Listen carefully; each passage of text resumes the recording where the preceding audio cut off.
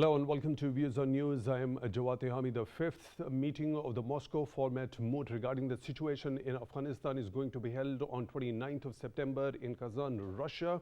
And Afghan Interim Foreign Minister Amir Khan Muttaqi is going to participate along with the delegation in this particular moot. The Afghan Foreign Ministry says that various economic and political issues are going to be discussed during the meeting. On the other side, we've seen Russia's special envoy for Afghanistan, Zamir Kabulov, says that the meeting will focus on three key areas, including inclusivity of the Afghan government, counterterrorism and drug-related crime. He has also said, so far, we haven't seen any progress regarding these particular issues.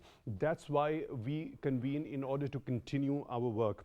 Now, in the fourth meeting that was held in November in 2022, the stakeholders and the participants of that particular moot emphasized on inclusive government and need to eradicate the threat of terrorism and narcotics emanating from the Afghanistan's soil.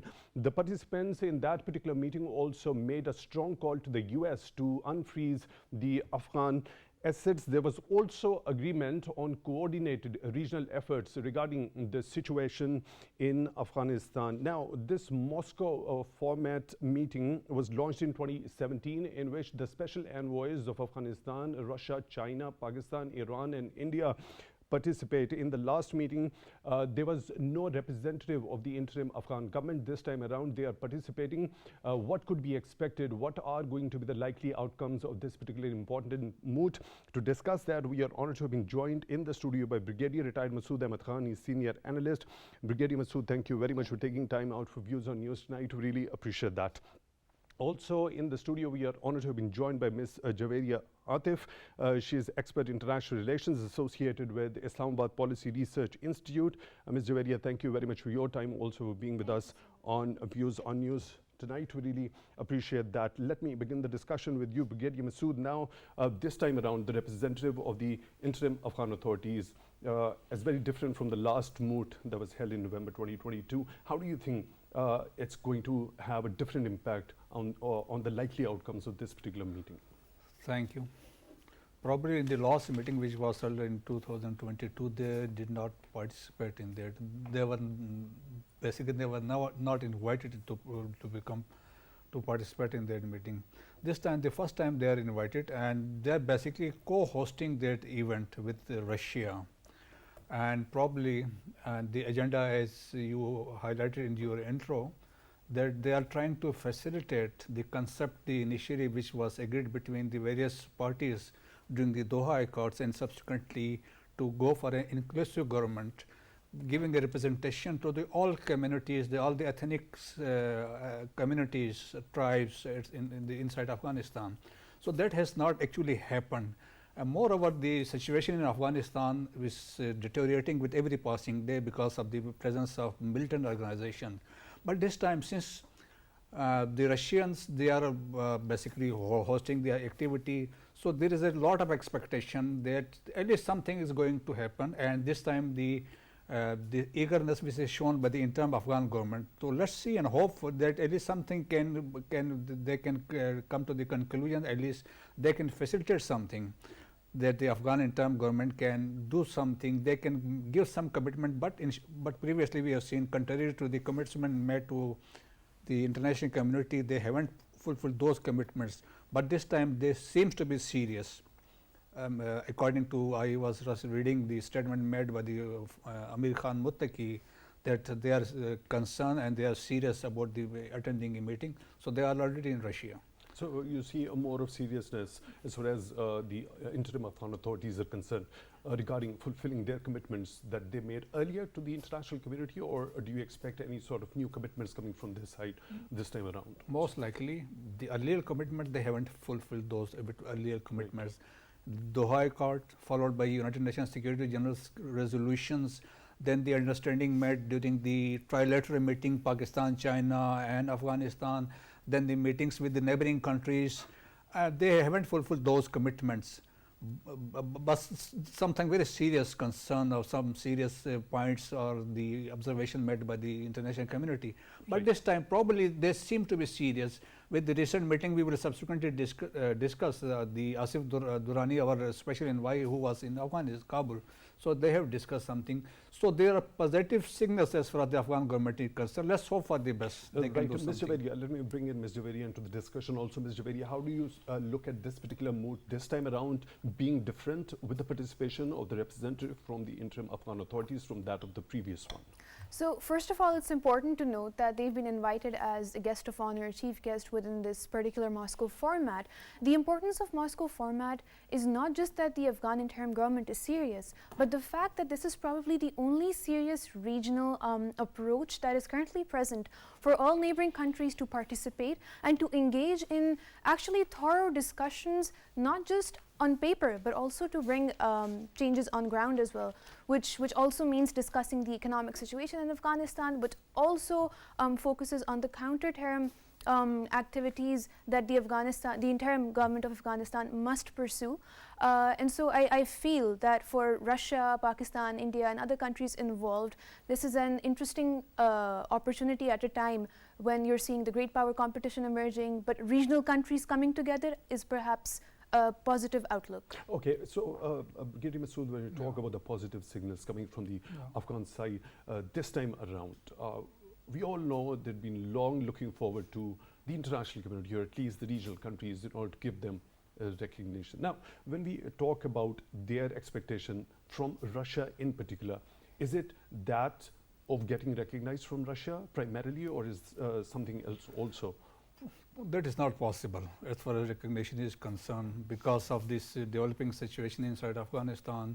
And basically even Russians, they are afraid, they are getting threats, because as per the latest reports, there is a presence of Islamic State in the north of Afghanistan.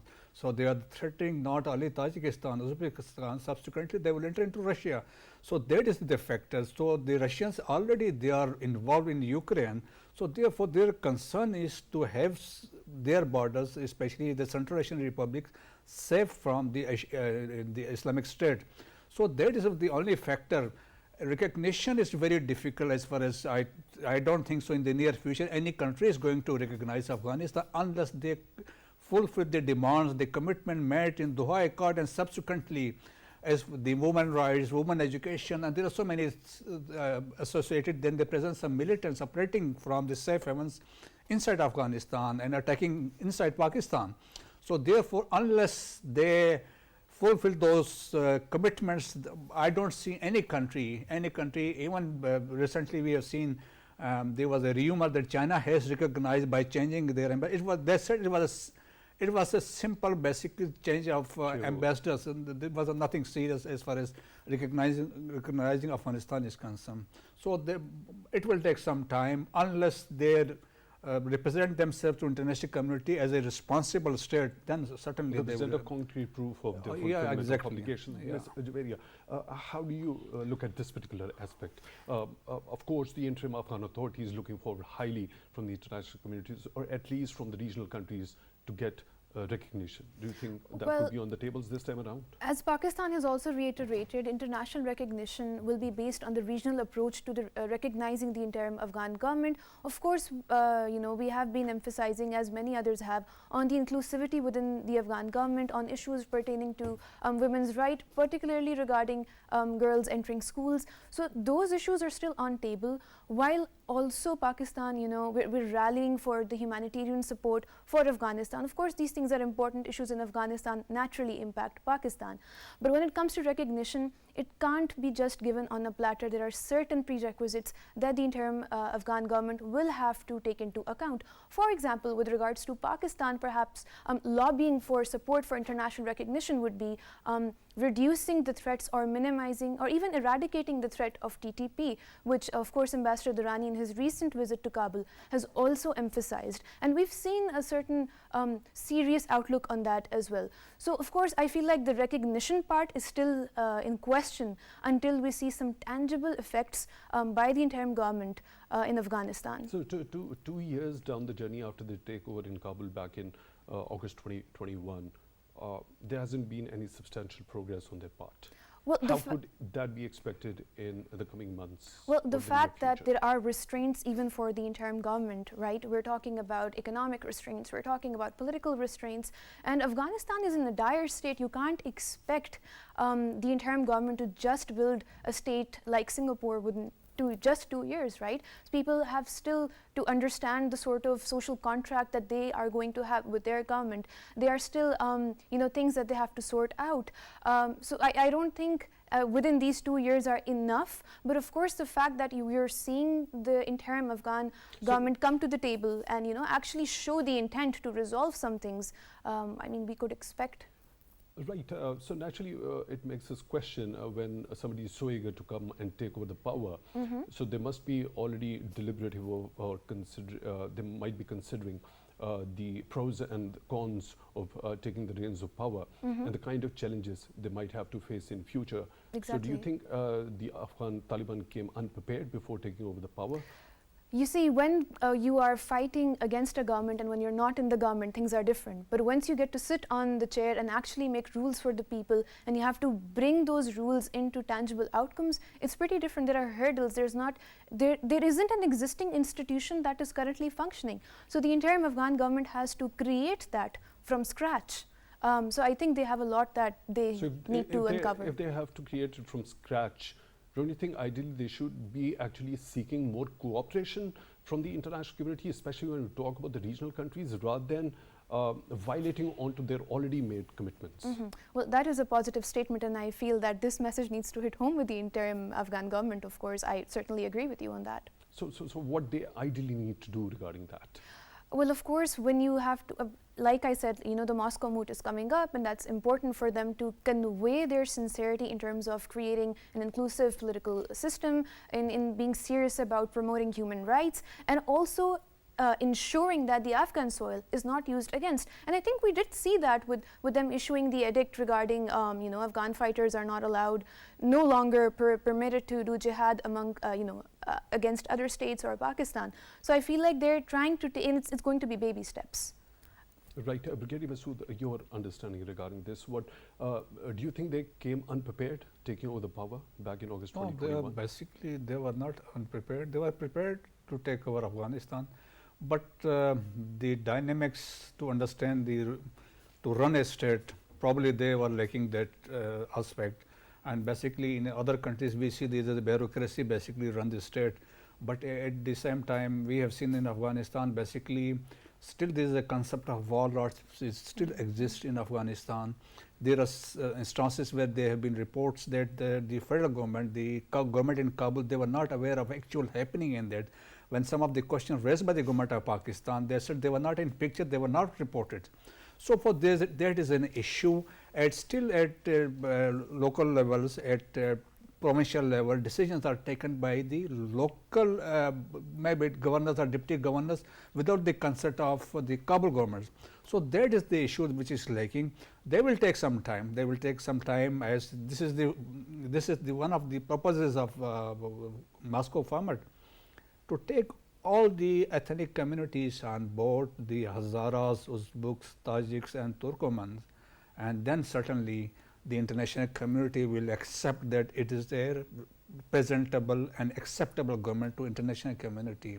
So that is lacking. All the Pashtuns are basically, they are holding the power. And there are some Hazaras, they have been included in the government, but very low-key on the low appointments. So when we talk about the inclusivity of the government in Afghanistan. So in the last moot, the fourth meeting of the Moscow format moot, there was an emphasis on point number 1 that was related to inclusivity of the government over there, reflecting the interests of the key ethno-political groups over there. Do you think this particular concern remains to be the primary concern for the Russians alone? We know this was a condition in the Doha Accords also. But when we talk about this particular format, this particular issue happens to be at point number 1. Do you think that holds primacy for Russia in particular? Probably, as far as I am concerned, is not of that important as far as the situation in Afghanistan is concerned. First and foremost is the security situation inside Afghanistan, the threat emanating from Afghanistan. That is very serious because as per the United Nations Monitoring Team report, the ISK is gaining strength with every passing day. There are 6,000 fighters, the largest number. Then there is Al-Qaeda, then Al-Qaeda in subcontinent, then Eastern Turkestan Islamic movement, then Islamic Uzbekistan movement, and then of course TTP. TTP, they are enjoying a free run. They are getting weapons, the sophisticated NATO weapons left by Americans, and then they are getting fresh recruits, and they are getting finances at the same time. So that's why we have seen a surge in the attacks, right from, if you see, right from Chatral going down south to the Zob. So they are getting a free run. So that is the actual threat of TTP to Pakistan, and subsequently the what General McKenzie said. General McKenzie said he will regret his rest of the life exiting from Afghanistan. And he said after their exit, the ISK, they have gained strength. And in future, the threat will be from ISK. General Eric Krola, he has also reinforced, and he has agreed to his statement that it is getting as a real threat to the, not only to Afghanistan, to the entire region. It is threat to Pakistan, it is threat to China, the Central Asians, and according to Foreign Policy magazine, they carried a report in 2020.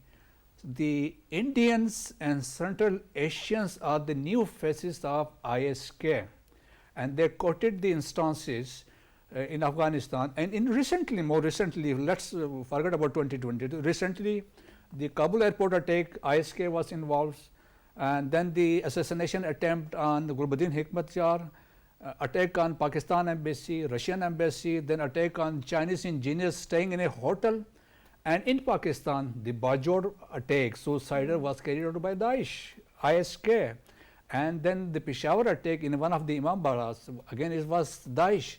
So the threat is real as far as, so we are concerned. TTP is #1 threat for Pakistan exists, it is real, and is followed by ISK. They have the presence now, and ISK is again a threat to the entire region, and subsequently they are going to replace Al-Qaeda. Al-Qaeda has basically downgraded over a period of time. They have that much done. It is 200 to 400 as per the United Nations report.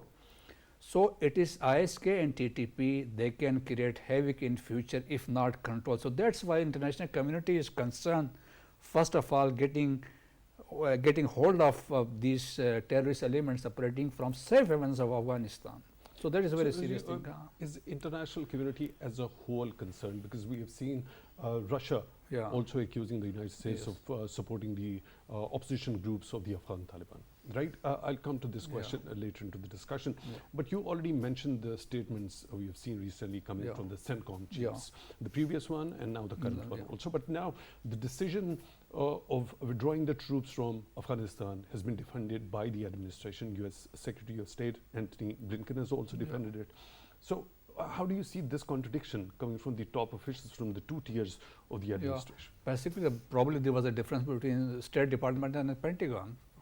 Probably decision was given, it was a political decision taken by the then President Trump and subsequently by Biden administration.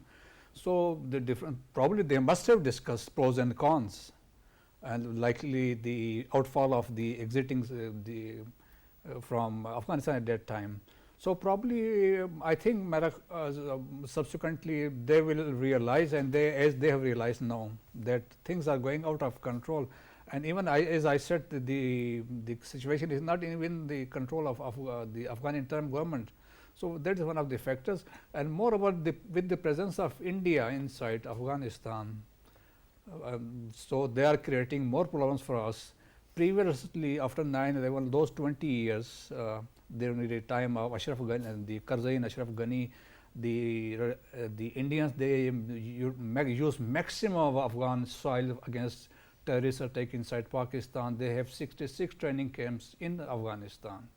So, and subsequently, even there is, which we provided to United Nations Secretary General to the then Prime Minister Indian Manmohan Singh and the OIC Secretary, the United Nations Security Council.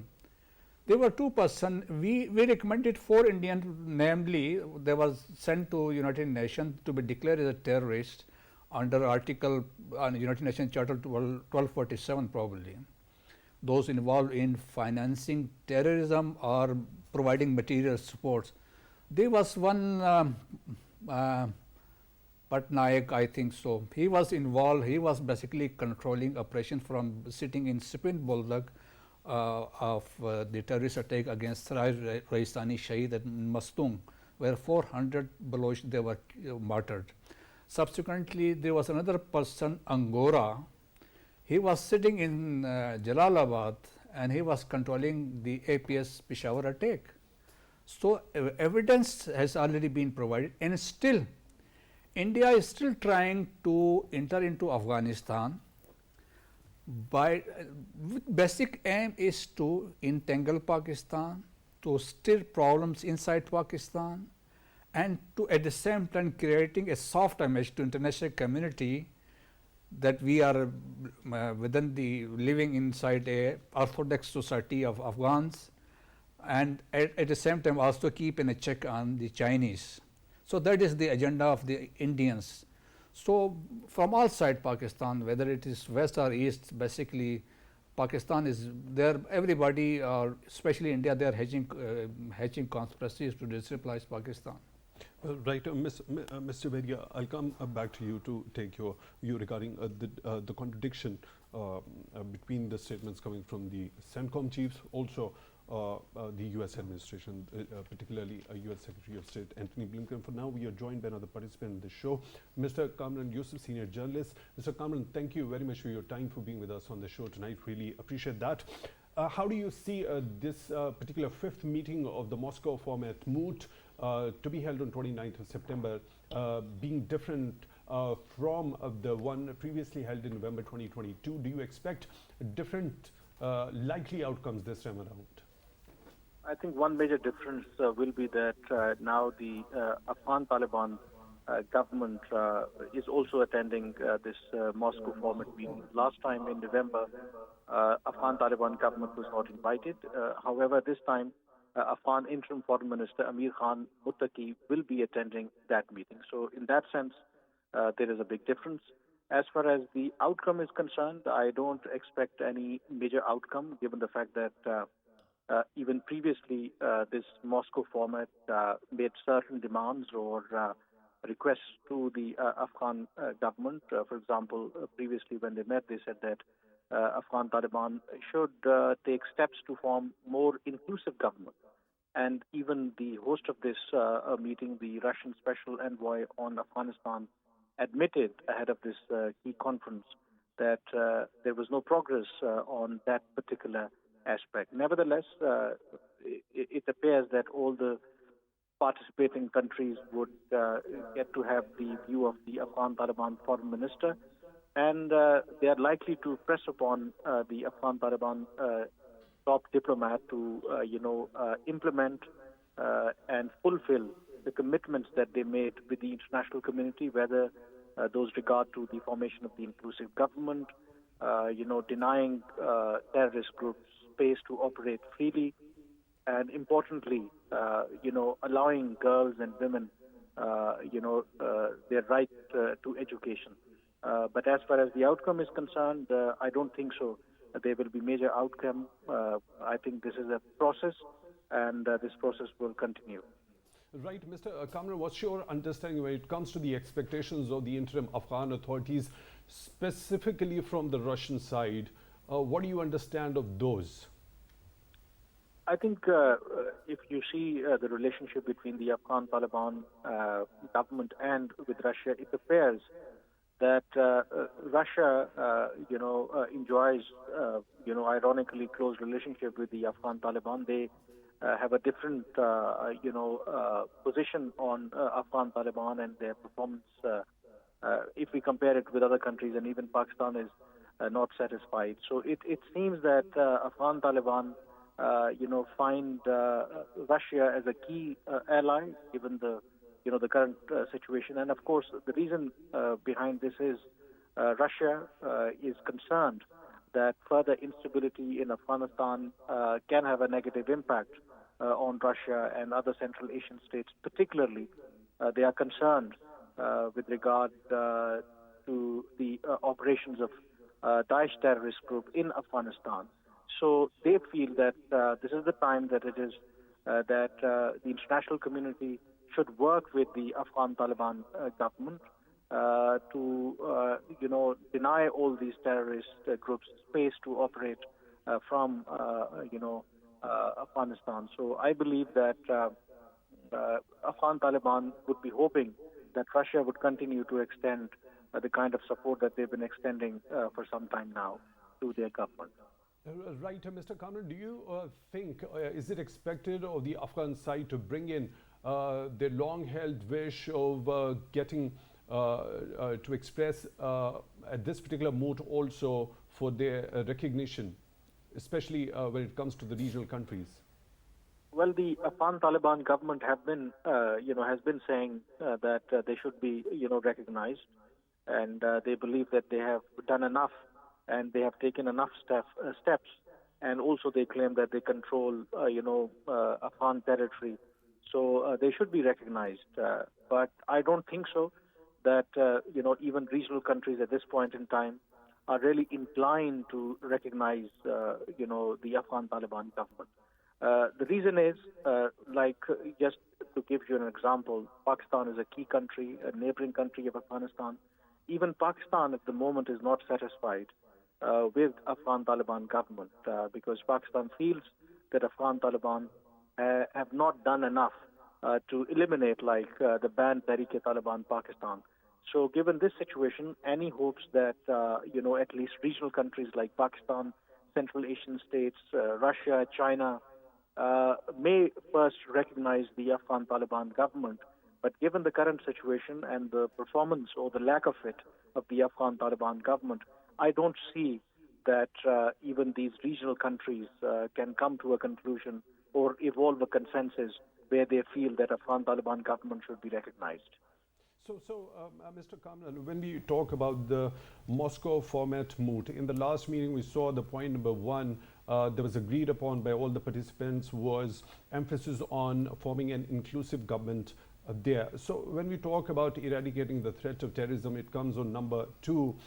This time around, the earlier statement by Special Envoy for Afghanistan from Russia, Mr. Kabulov, he says that inclusive government is going to be the first point that is going to be coming under discussion. Of course, need of eradication of terrorism and narcotics is also going to be in focus during these talks. So specifically talking about the emphasis regarding the inclusive government, do you think that emphasis is solely from the Russian side, or there is unanimity of view among the regional countries on this particular issue? I think there is a unanimity of views, and I think there is an international consensus.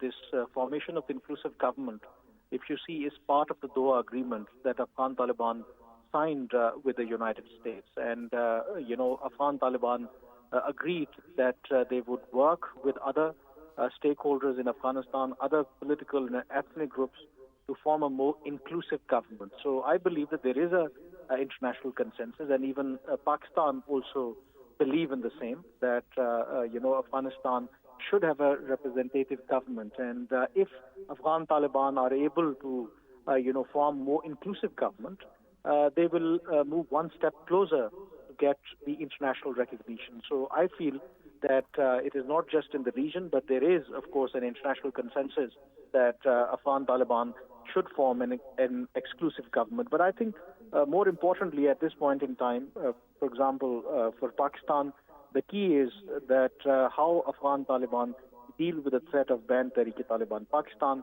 and other international players also believe that they should give equal opportunities to girls and women to have their right for education. This is another, key aspect and key element that international community wants to see progress on that. So, yes, I think these are the three main areas where the international community is judging the Afghan Taliban, and I think based on these three key elements, a decision will be taken that whether they should be recognized formally or not.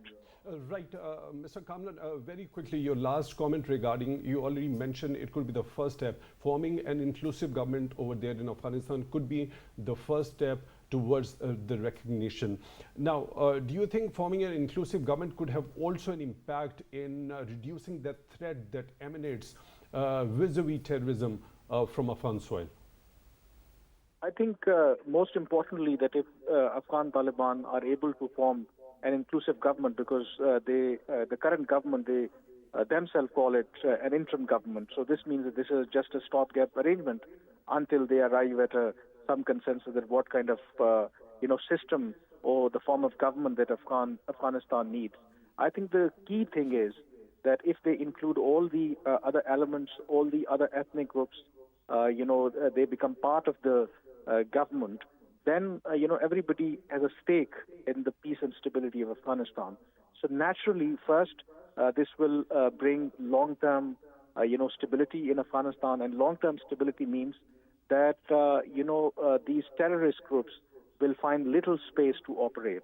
So certainly, it is a prerequisite, and if we know the Afghan history, of course, that this is more than 2 years now that Afghan Taliban are in charge, but you never know that in coming years, even Afghan Taliban may face certain opposition from other groups. And this is the history of Afghanistan.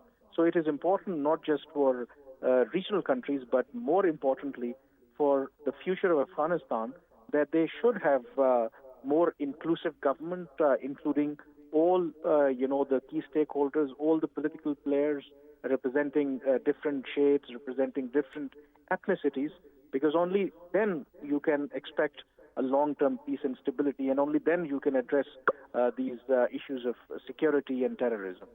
Right, Mr. Kamran, Yousaf, senior journalist, thank you very much for taking time out for views on news and joining us on the phone line. We really appreciate that.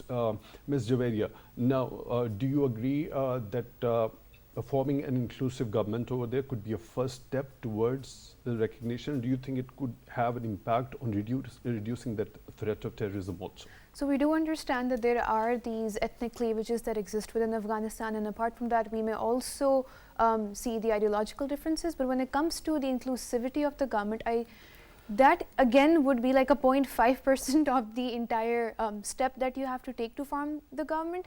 But essentially, how do you form the government? How do you identify the process through which this inclusive government is going to, come into being? So I feel like identifying that is also important, and whether that is going to resolve other issues on the agenda is yet to be seen.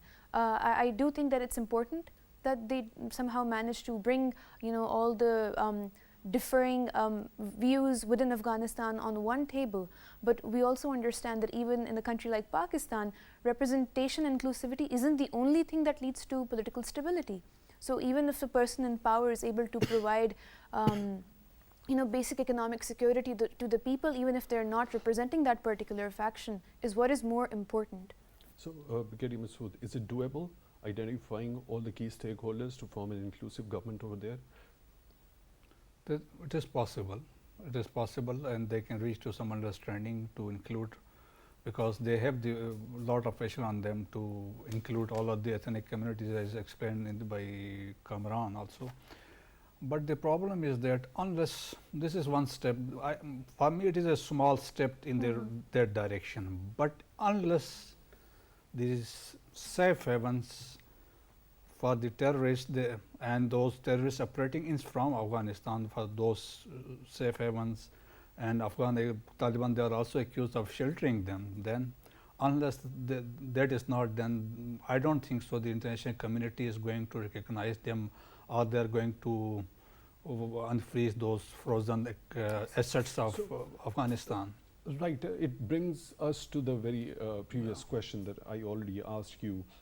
Is the international community unanimous on having a commonality of view regarding the security threat that emanates from Afghanistan? Because looking at the statements, now this time around by the special envoy of Russia to Afghanistan, saying, let me quote him, that he says Washington is attempting to build ties with the armed opponents of the current Afghan government.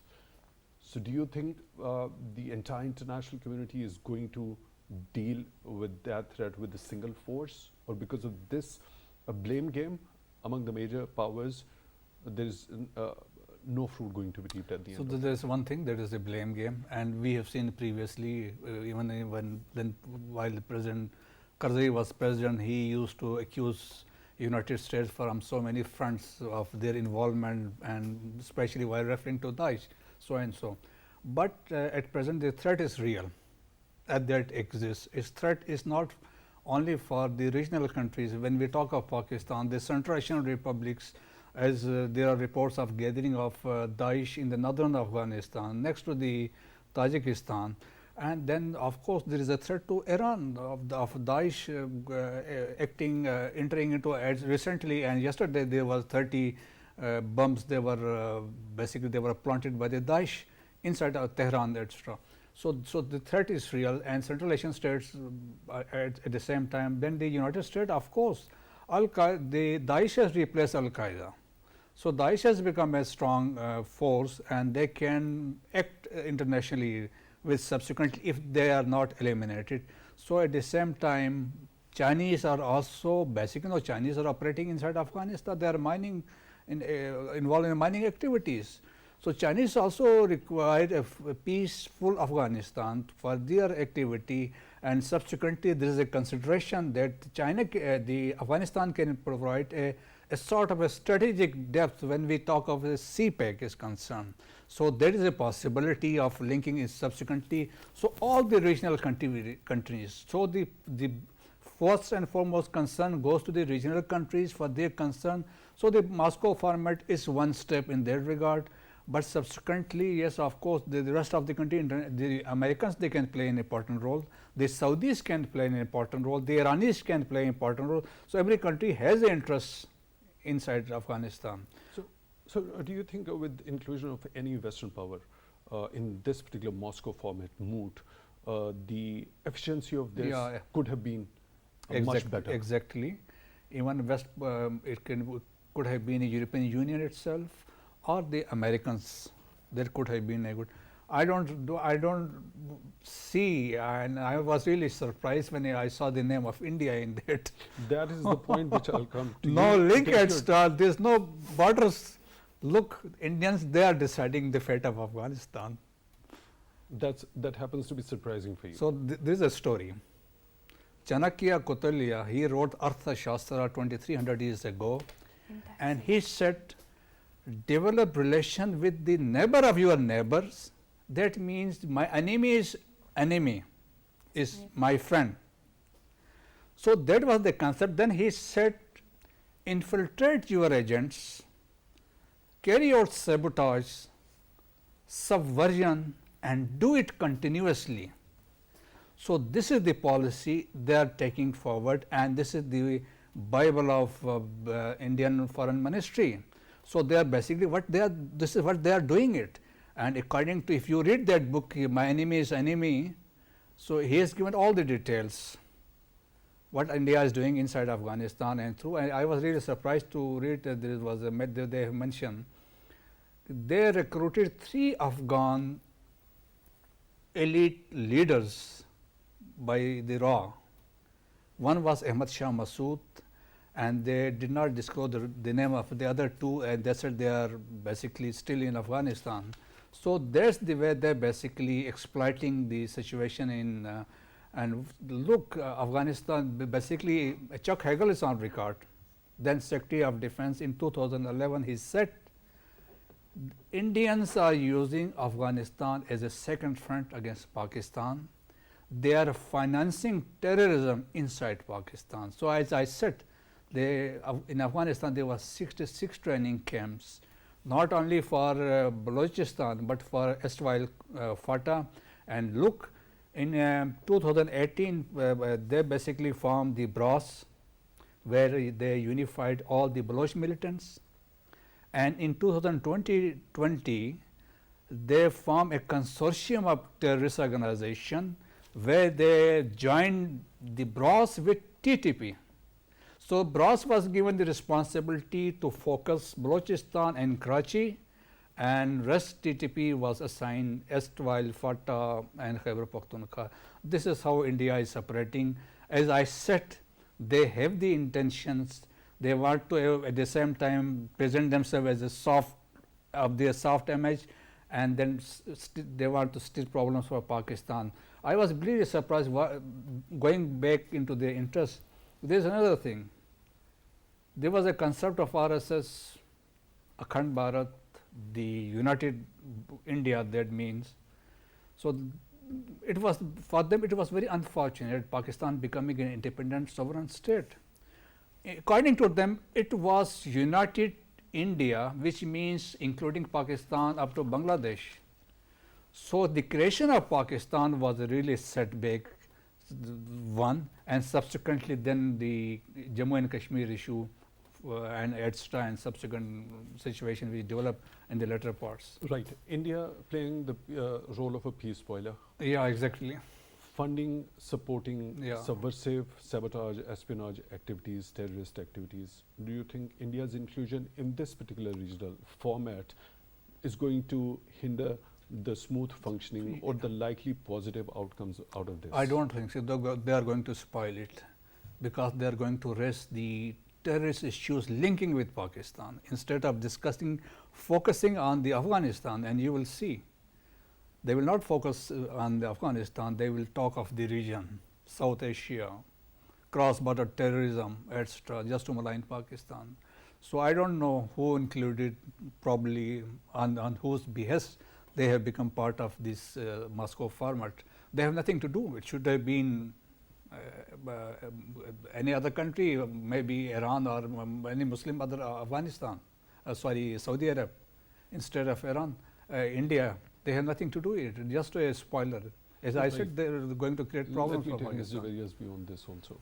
I certainly agree with Sir when it comes to understanding the role of India when it comes to issues pertaining to Afghanistan, because over the past years we've only seen India malign Pakistan in the name of terrorism. They're continuously trying to bring back the narratives and perceptions of Pakistan as a terrorism exporting country. However, we are the biggest victims of terrorism itself. Still we are suffering at the hands of TTP, and now with the infiltration of agents of Daesh, it's becoming difficult for Pakistan as well.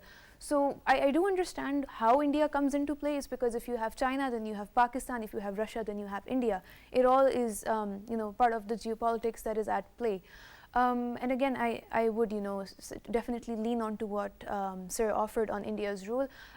Instead of focusing the energy towards providing humanitarian assistance for actually developing the Afghan people, they would rather pursue a policy and develop a perception against Pakistan, as they've been doing persistently on all multilateral forums. Right. Now, when we talk about shouldn't it be a matter of concern for the Afghan Taliban when it comes to the recent reports of the collusion between IS Khorasan and the Band Tehrik-e-Taliban Pakistan? We already know Band Tehrik-e-Taliban Pakistan has declared its allegiance towards Afghan Taliban. Right. So there is an edict that you already mentioned by the Supreme Leader of the Interim Afghan Authorities also. So if Band Tehrik-e-Taliban Pakistan is supporting IS Khorasan, against which the Afghan authorities had been taking action, they've already eliminated their key commanders also recently, don't you think it should naturally be a matter of concern for the Afghan Taliban, and that should actually goad the Afghan Taliban to take some decisive action against the Band Tehrik-e-Taliban Pakistan? I absolutely agree to what you have to say, and this is precisely why Pakistan's Special Representative Ambassador Durrani has been really emphasizing on the need for Afghanistan, the interim government of Afghanistan, to take the threat of TTP as its own as well, because the collusion between Daesh and TTP means not just threat to Pakistan but also to Afghanistan. That does not offer any strategic advantage to the Afghan Taliban. It does not offer any solution to Pakistan either. Masud, your Yes, take regarding this? In that case, if there is an alliance between Islamic State and TTP, I think that is at present not possible, but not impossible. there can be a marriage of convenience. They can have understanding at local levels, as we have seen in some parts of Afghanistan and Pakistan, but they will create problems for the Afghan government, of course, because ISK and TTP are both the terrorist organization, they are working. So, it is very difficult for them, and they have the ideological differences basically. TTP, Afghan Taliban, TTP of them same school of thought, whereas IS Khorasan, they have different ideology, Salafi school of thought. They are working for caliphate basically. Al-Qaeda was altogether different. Al-Qaeda was working for their Islamic government. They were basically so it is very difficult. It will create further complication and problem for Afghan government. Brigadier retired Masud Ahmad Khan, senior analyst, thank you very much for being with us on the show tonight. Really appreciate that. Ms. Javairyah, Aatif, expert in international relations associated with Islamabad Policy Research Institute. Thank you very much for your time, also for being with us on the show tonight. With that, we come to the end of today's episode. Thank you very much for being with us.